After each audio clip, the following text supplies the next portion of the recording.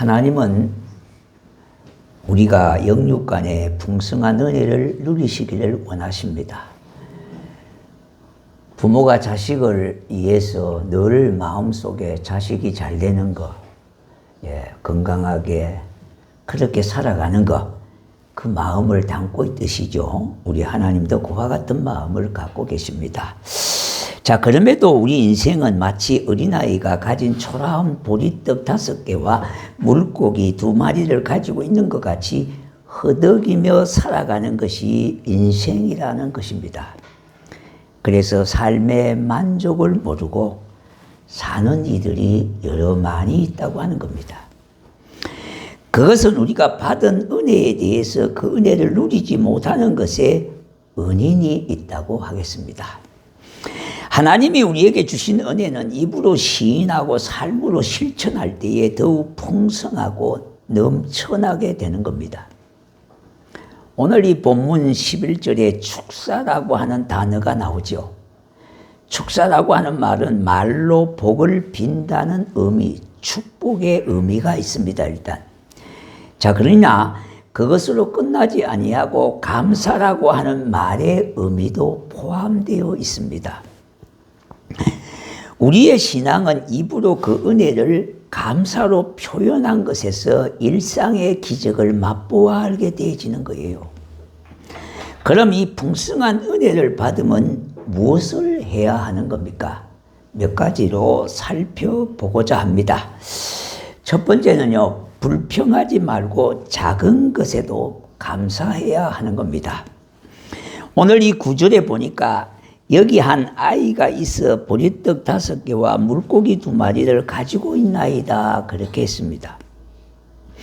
제자들은 이 적은 것으로 어떻게 이 수많은 사람들을 먹일 수 있을까, 이렇게 생각을 했던 거죠.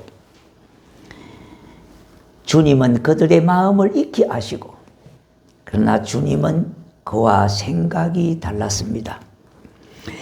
주님은 적은 것을 가지고 축사하셨다는 겁니다. 어떤 의미를 갖고 있습니까? 다시 말씀드린다면 적은 것에도 감사했다는 겁니다. 다시 말씀드린다면 그 있음에 대해서 축하했다는 겁니다. 그리고 그 손을 얹어서 그에 축복했다는 의미 있습니다. 그러니까 축사라고 하는 말은 주님께서 감사와 축하와 축복의 의미를 담고 기도하신 것입니다. 이것이 우리 주님과 우리와의 생각의 차이인 겁니다.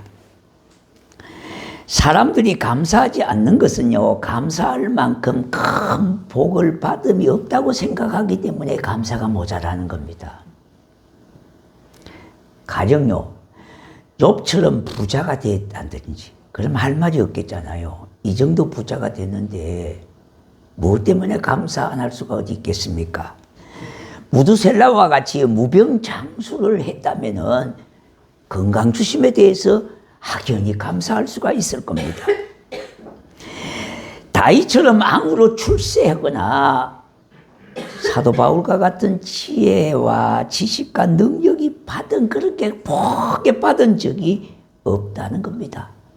그러니까 여기에 해당되지 않으니까 감사가 우리의 삶 속에 부족함이 짝이 없는 겁니다. 그러나 우리는 체험된 것이 전부가 아니고요, 예수 그리스도 안에 무궁한 은총이 있음, 하나님께서 우리에게 이미 주신 은총이 무궁무진하다고 하는 겁니다. 그러므로 우리를 택하여 내게 주신 구원을, 그 구원의 은혜부터 우리 한번 찾아보셔야 됩니다. 가장 감사의 근원이 뭡니까? 저와 여러분을 구원해 주셨다는 겁니다. 억만가지 죄악 가운데 죽었던 저와 여러분을 살려준 것만큼 더 큰 은혜가 어디 있겠습니까? 그래서 거기서부터 감사가 출발되어지니까 감사가 되어지더라는 겁니다. 교회 주일, 어느 교회 주일 예배 시에요, 헌금위원을 맡은 한 집사님, 어느 집사님이 헌금 바구니를 돌리는데, 지금도 시골 교회 같은 데 가면요, 물론 도회적 교회도 있습니다만은 헌금 바구니를 돌리는 경우가 있습니다. 뭐 우리는 헌신 예배일 때 가끔 그렇게 합니다만은 또, 예.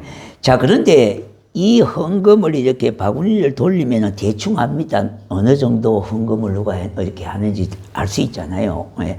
그래서 여러분이 열 때 고개 해가지고 이렇게 해가지고 손을 얹어가고 놓고 이렇게 하잖아요. 예. 자, 그런데 이 헌금을 담당하시는 이 헌금위원 집사님이 보니까 어느 맹인이 10만 원짜리 수표 3장을 넣더라는 겁니다.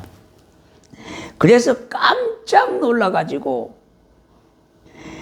나중에 그 맹인에게 왜 그렇게 많은 돈을 헌금했느냐고 물어보았습니다. 그러자 이 맹인도 자존심이 있잖아요. 맹인이라고 헌금을 하지 말라는 법이 어디 있습니까? 지난번에 이 교회의 사무원한테 한 달 전기료가 얼마나 되는지 물어보았더니 30만 원 이쪽 저쪽 안팎이 된다고 그렇게 말을 하더라는 겁니다. 보시다시피 저는 소경이지만은 소경이니까 앞을 볼 수가 없지 않습니까? 그러니까 전기불도 필요 없는 겁니다. 다행히 하나님께서는 육신의 눈은 보지 못하지만은 영안을 뜨게 해주셨습니다. 그래서 감사할 따름이죠. 교회에서는 사람들에게 하나님을 볼 수 있는 영의 눈을 뜨게 도와주는 역할을 하지 않습니까? 그러니 이 육신의 어두움보다 훨씬 심각한 영적 어두움을 밝혀주는 교회 사역을 위해서 조금씩 절약해서 모은 돈으로 한 달에 약 30만 원씩 매달 드리려고 합니다. 이렇게 대답을 하더라는 겁니다. 참 감동적인 고백이죠. 있는 사람의 수백만 원, 수천만의 돈보다 더 귀한 하나님 앞에 드리는 중심이었습니다. 자, 여러분, 맹인이니까 자기 불행을 얼마든지 불평할 수가 있지 않겠습니까? 부모를 탓할 수도 있고요. 신을 원망할 수도 있지 않겠습니까? 그러나 자신이 맹인임을 불평하지 아니하고 오히려 감사하는 자세를 가졌다는 거예요. 두 번째는요, 영적인 안목을 가졌다는 것이 그렇고요. 세 번째는 감사의 마음에 그치지 아니하고 자기보다 의로운 사람을 위하여 의로운 가운데 실천하는 신앙을 가졌다고 하는 점입니다. 이와 같이 감사는 주어지는 것이 아니라 발견하고 찾아내야 된다는 거예요. 골로새서 2장 2절과 3절에 보니 이는 그들로 마음의 이안을 받고 사랑 안에서 연합하여 확실한 은혜의 모든 풍성함과 하나님의 비밀인 그리스도를 깨닫게 하려 함이니 그 안에는 지혜와 지식의 모든 보화가 감추어져 있느니라 했습니다. 그러니 우리는 내 손에 쥐어지지 않았다고 실망하지 마십시오. 눈에 보이는 것이 전부가 아니라는 겁니다. 하나님께서 우리에게 주신 무궁무진한 은혜가 있음에도 불구하고 내 손에 쥐어진 것이 없다고 원망하고 불평하고 사는 사람들, 우리 한번 근본적으로 신앙을 한번 점검해 보셔야 합니다. 내가 과연 구원을 받은 하나님의 백성인지요? 내가 참 내 믿음이 옳은 믿음인지요? 우리가 하나님 말씀 앞에 좀 솔직해야 되지 않겠습니까? 네? 우리가 말씀을 들을 때 뭐 때문에 듣습니까? 그 말씀을 듣고 우리의 삶을 거울에 비춰보라는 겁니다. 얼마나 내가 동떨어져 있는 삶을 살고 있는지. 그래서 주님 앞에 점점 가까이 가는 겁니다. 하나님께서 그리스도 예수 안에 모든 것을 주심을 믿고 내 손에 가지지 않지만은, 그러나 가진 것은 작지만은 감사하는 자에게 오늘도 하나님은 기적이 있습니다.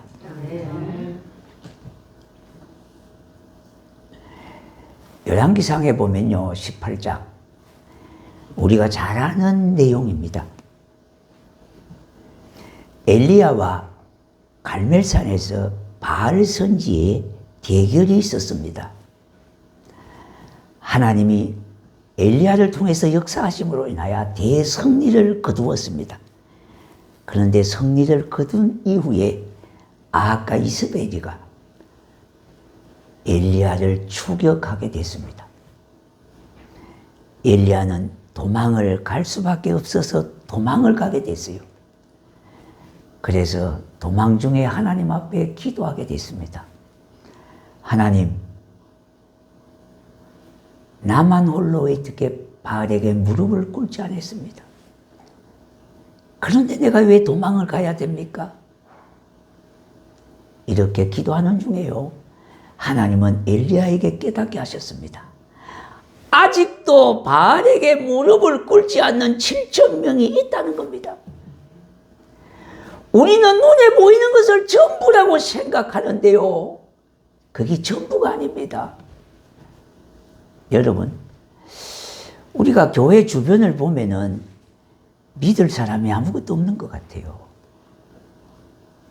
이 사람은 이래서 안 믿을 것 같고요, 저 사람은 저렇게 사람이 저러니까 안 믿을 것 같고, 눈으로 볼 때는 아무도 믿을 리가 없는 것 같아요. 여러분이 사는 집에도 마찬가지입니다. 그러나 아직도 뭡니까? 바알에게 무릎을 꿇지 않는 7천 명이 기다리고 있고 대기하고 있듯이요, 그래도 믿을 사람은 있다고 하는 이 꿈을 가지셔야 돼요. 교회가 문 닫는 교회 중에 20가지 이유가 있습니다. 그 중에 교인들이 패배의식, 해보지도 아니하고 못한다는 겁니다. 전도요, 안 됩니다. 못합니다. 봉사요, 내가 나이가 언제인데 봉사하겠습니까? 하나님 앞에 드리는 물질도 마찬가지입니다. 내가 먹고 살기도 힘드는데 어떻게 내가 헌금을 할 수가 있느냐 이 말입니다. 기도요, 내가 시간 낼 수 없이 이렇게 바쁜데 어떻게 내가 기도합니까? 이것이 문 닫는 교회 교인들의 의식구조입니다. 우리가 좀 바꾸셔야 됩니다. 저와 여러분의 미래가 이 교회에 와서 꿈을 꿀 수 있는 꿈터가 되게 해야 되지 않겠습니까? 그것은 하늘에서 뚝 떨어지는 것이 아니라 저와 여러분이 만들어가야 될 교회예요. 이 교회에 와서 늙은 사람들도 꿈을 꾸고요, 젊은이도 비전을 가지고 하나님의 영광을 볼 수 있는 자리가 되게 해야 되지 않겠습니까? 그것은 이 목사만 할 수 있는 게 아니에요. 여러분들이 그렇게 만들어가는 교회가 되어지도록 하셔야 된다 이 말이에요. 아직도 바알에게 무릎을 꿇지 않는 7천 명이 남아있다는 거예요. 하나님께서 얼마든지 허락하시면 올 자가 있다는 거예요. 그렇다면 여기에 대해서 비전, 꿈을 꾸셔야 되지 않겠습니까? 꿈이 없는 나라는 망한다고 그랬습니다. 꿈이 없는 신앙은요, 어떻게 되겠습니까? 우리가 어떤 주어진 환경에만 매이지 말고요, 우리가 꿈을 좀 꾸어야 됩니다.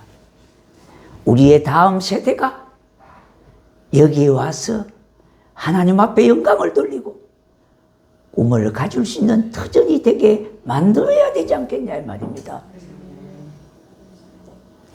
이것이 저와 여러분의 몫입니다.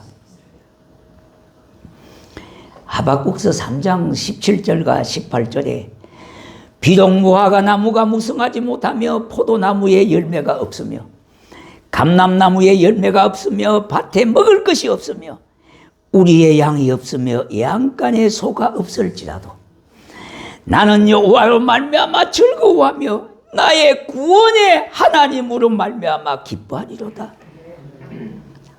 하박국 선지의 말씀처럼 감사하시기 바랍니다. 이것이 구원의 풍 풍성함을 누리는 비결이 되는 겁니다. 풍성한 은혜의 출발은 내게서 구원의 은혜를 찾는 데서 시작이 되는 겁니다.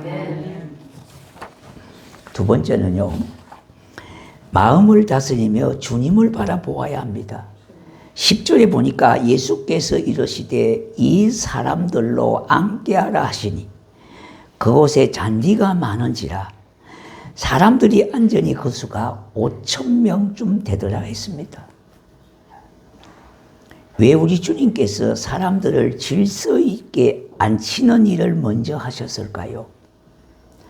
물론 하나님은 질서의 하나님이십니다. 하나님은 질서 가운데 모든 것을 역사하고 계심을 볼 수 있어요. 그런데 만약 주님께서 질서 있게 앉게 하지 아니하고 바로 기적을 베풀었다면 어떻게 되겠습니까? 혼란이 가중되고요. 혼란스러웠겠죠. 왜? 서로 받아 먹으려고요. 여러분, 사람이 가장 악할 때가 언제인 줄 아십니까? 배가 고플 때입니다. 물론 배가 고파서 남의 물건을 좀 훔쳐먹는 경우도 있습니다. 이게 잘했다는 말이 아닙니다. 오해하지 마셔야 돼요. 이것도 잘못한 겁니다. 그런데도 이해가 되어지는 것은 오죽하면 배가 고팠으면 그렇게 했을까? 이해하는 부분도 있습니다. 법에도 눈물이 있고 피눈물이 있고요. 참작하는 것이 있어요.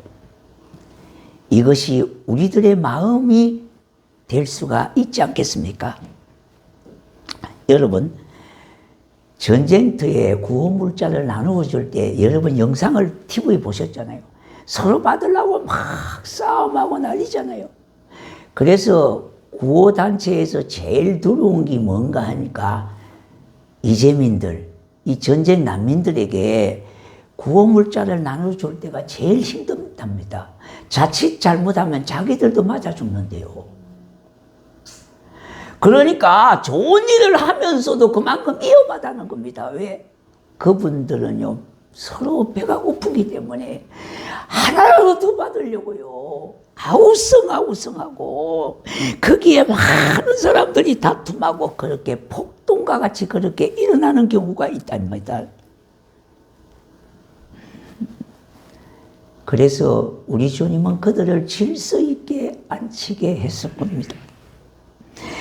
주님께서는 그런 사람들을 먼저 50명씩, 100명씩 질서 있게 앉혔습니다. 이처럼 풍성한 삶을 위해서는요, 자기 욕망에 사로잡히지 말라는 말씀이기도 합니다.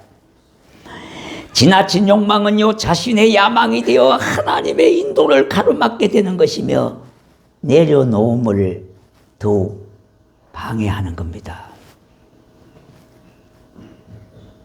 자, 여러분, 있는 사람들은 내려놓기가 참 어렵습니다.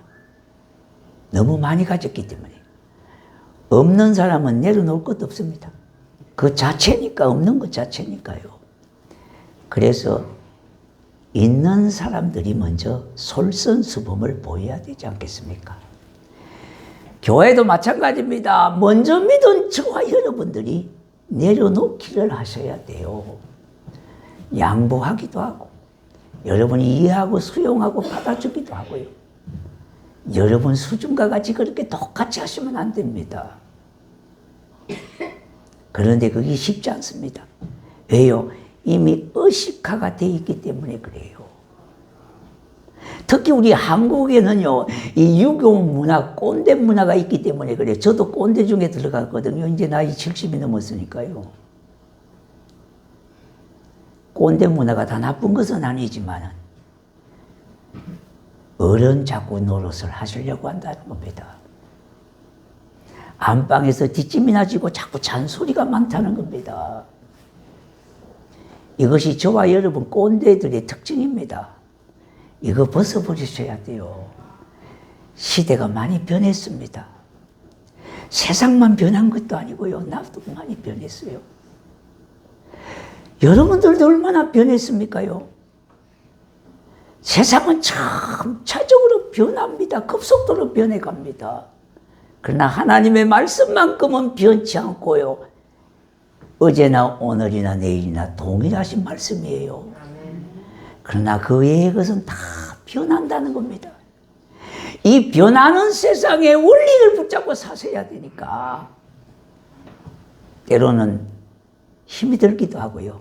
부담스럽기도 합니다. 그러나 주의 말씀에 근거해서 내 야망을 내려놓을 때에 하나님 주시는 은혜가 있습니다.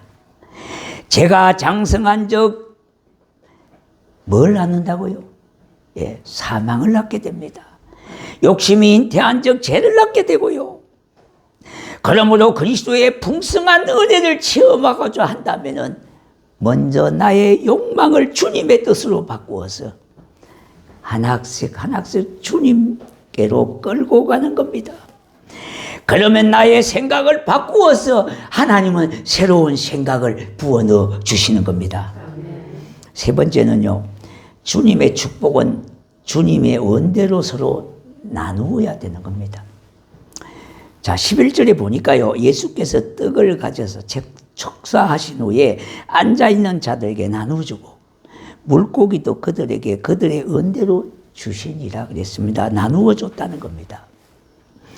오병 이후의 기적은요, 주님께서 축사하시니까 나타났습니다만은 또 한 가지는요, 중요한 게 뭐냐 하니까 서로 나눔을 줄 때에 역사가 가속화되어졌다는 겁니다. 주님께서 제자들에게 주신 것을 제자들은 가지고 가서 백성들에게요, 그 무리들에게 나누어 주었습니다.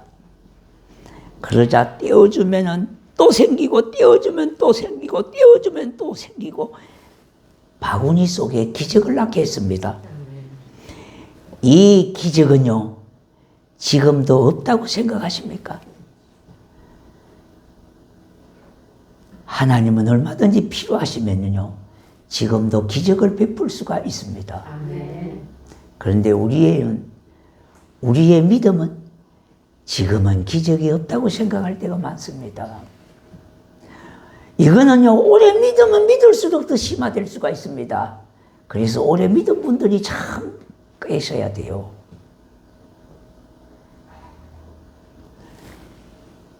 지금도 하나님 얼마든지 필요하시면은 기적을 보여주고 나타내신다. 이 믿음은 말씀에 근거한 믿음이라고 하는 겁니다. 그러나 영적으로는 언제든지 주님이 행하시면은 역사하십니다. 그러므로 우리가 하나님께로부터 받은 은혜로 봉사하시는 겁니다. 사람들이 주는 것이 부족하다고 해서 묻어두기 때문에 풍성함을 누리지 못하는 경우가 있습니다. 세상 사람들이 흔히 쓰는 말이 있지 않습니까? 배워서 남주나. 맞는 말이기도 하죠. 그러나 우리는 배워서 남주기 위해서도 배우는 겁니다. 봉사도 마찬가지입니다. 남을 주기 위해서 봉사하는 것 아닙니까? 우리는 그것을 마게도냐 교회 교인들에게 배우는 겁니다. 마게도냐 교인들은요, 극심한 환난과 가난이 그들에게 찾아왔습니다. 그러나 그 가운데서 그들은 가진 것이 진짜 작았습니다. 옛날에 콩 한 쪽도 나누어 먹던 시절과 같았습니다. 나눔을 통해서 그 마음속에 하나님이 주시는 평강, 기쁨이 얼마나 컸습니까? 오래된 이야기입니다만 우리도 농어촌 교회를 돕고 할 때에 방문을 해서 그들 도와주고 돌아오는 그 기쁨이 얼마나 큽니까?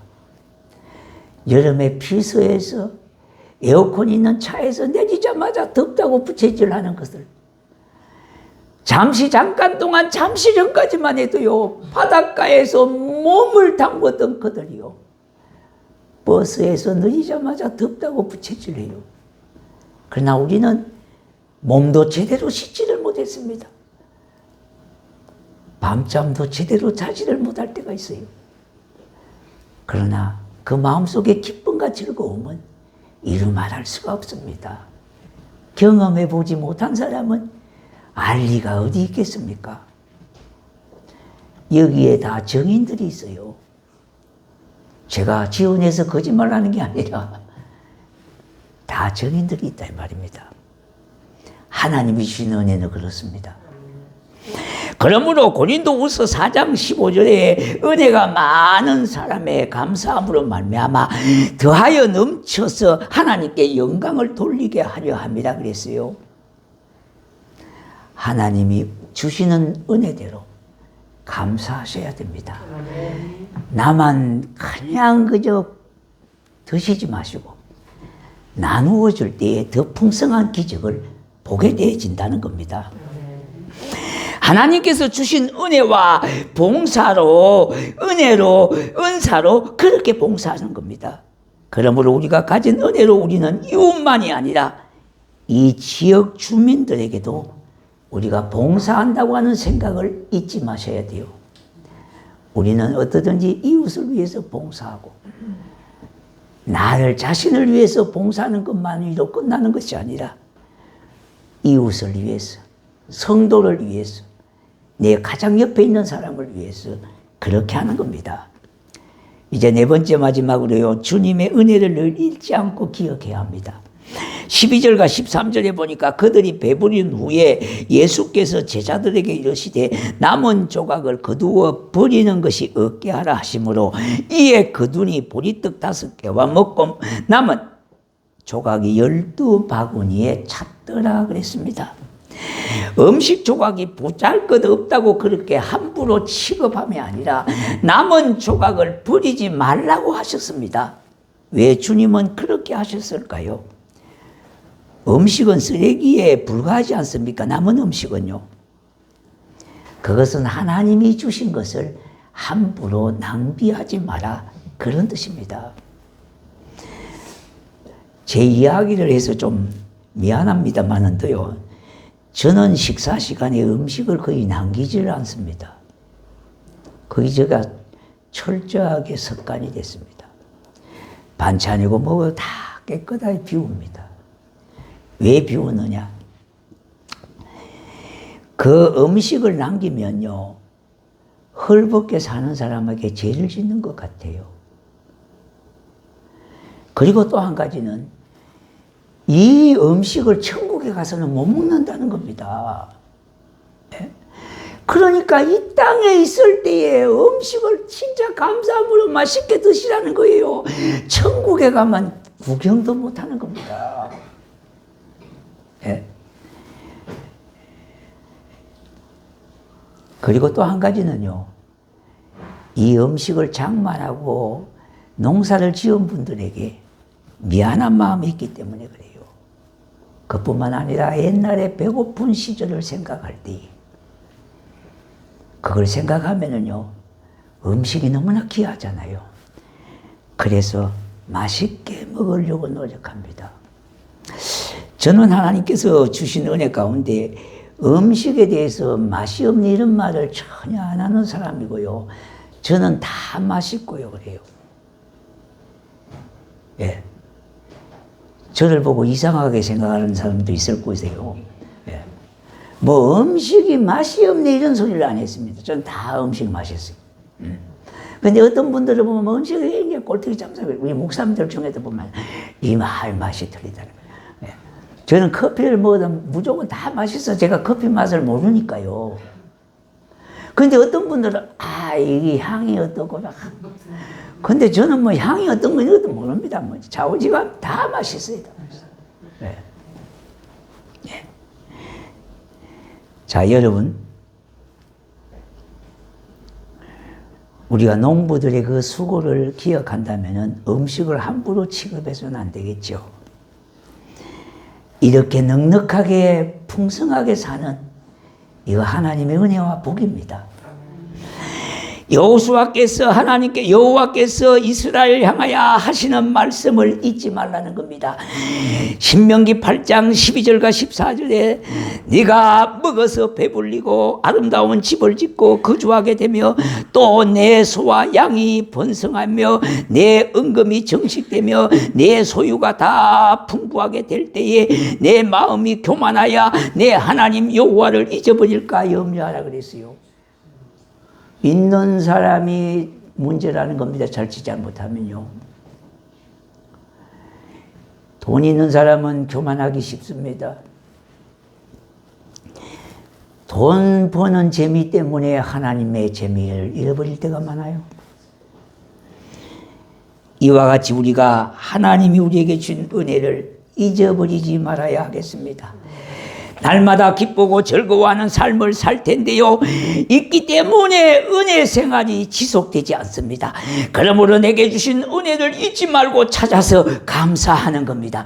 여러분, 대중가요 중에 이런 가요가 있더라고요. 있을 때 잘해, 그러니까 잘해. 있을 때 잘해, 후회하지 말고. 있을 때 잘해, 흔들리지 말고. 이게 맞는 것 같아요. 하나님이 주신 은혜 있을 때에 여러분이요, 은혜 받을 때 잘해라는 겁니다. 잘 믿으라는 겁니다. 하나님이 주신 은혜는 나만 가지고 있는 것이 아니라 나누어 주라는 겁니다. 건강 있을 때 잘해라는 겁니다. 물질 있을 때 빼앗기지 말고 잘하라는 겁니다. 자, 우리가 가만히 보면요, 건강이 있을 때 우리가 건강관리를 잘해야 되는데 우리는 좀 미련하고 어리석은 생각들이 많았어요. 뭐 설마 하다가 보니까 이제 나이가 들어가지고 건강을 아주 잊어버렸어요. 그래서 병원에 가니까 이제 어르신 운동하셔야 됩니다. 입에 땡기는 음식 먹지 말고 입에 안 맞는 음식 이제 먹어야 됩니다. 탄수화물은 줄이고 밥은 반 공기만 먹어야 됩니다. 이 얘기하네요. 그리고 운동을 하라 그러니까 그때부터 작심삼일도 모르고요. 우리가 너무 열심히 해서 하루 하고 나니까 또 몸이 아파서 병원을 갔어요. 그러니까 운동을 좀 과하게 하시니까 적당해요. 이것이 반복이 되집니다. 반복이 되집니다. 살 뺀다 하면서요, 2, 3일 지나면 또 옛날로 돌아가 버리잖아요. 이것이 우리가 반복되어지는 생활이에요. 그래서 우리가 건강할 때, 은혜 있을 때, 하나님께서 물질 주실 때요, 잘해라는 겁니다. 어느 부부가 그런 말을 해요. 참 자기는 지나놓고 보니까 후회가 많이 되더라는 겁니다. 부부가 서로 살아있을 때 잘해야 되는데 죽고 나니까 참 빈자리가 너무너무 크더라는 겁니다. 그래서 잘해주지 못한 것만 자꾸 후회가 겹쳐가지고 밤잠을 설칠 때가 많다는 겁니다. 부부도 있을 때 잘하셔야 됩니다. 네. 이런 거 잊어버리면 나중에 후회 몽창하십니다. 그러므로 우리 하나님이 은혜 주실 때에 감사하고 잘 감당하는 겁니다. 그래야 잃어버리지 않습니다. 그리고 우리 하나님이 내게 축복 주실 때에 잘해야 합니다. 받은 축복도 중요하지만 그 축복을 잘 감당하는 것이 더 중요합니다. 그러므로 있을 때 잘하는 겁니다. 주께서 내게 직분을 주셨습니다. 직분 주실 때 잘 감당하셔야 돼요. 건강 주셨습니다. 건강할 때 봉사하고 헌신하셔야 됩니다. 그래야 쏟아버리지 아니하고 큰 열매를 남기게 되어지는 겁니다. 사랑하는 성도 여러분, 우리에게 주신 하나님의 것이 무엇인지를 기억해 보십시오. 하나님이 우리에게 가장 중요한 것들을 주시지 않는 것이 어디에 있습니까? 그러나 그 이 사실을 믿고 감사하면서 내게 있는 것들을 주님의 손길을 통하여 나누어질 때에 오병이어의 기적과 같은 역사가 오늘도 있게 될 것입니다. 이러한 은혜를 내가 받아야 하며 우리의 자손들에게도 이와 같은 은혜를 받게 해야 될 겁니다. 이 자리에 함께 하신 저와 여러분들이 큰 은혜를 받아 누리는 성도가 될 수 있도록 오늘 말씀 앞에 우리가 굳게 다짐하시고 말씀 붙들고 승리하시는 여러분이 되시기를 축복합니다. 우리 찬양하겠습니다.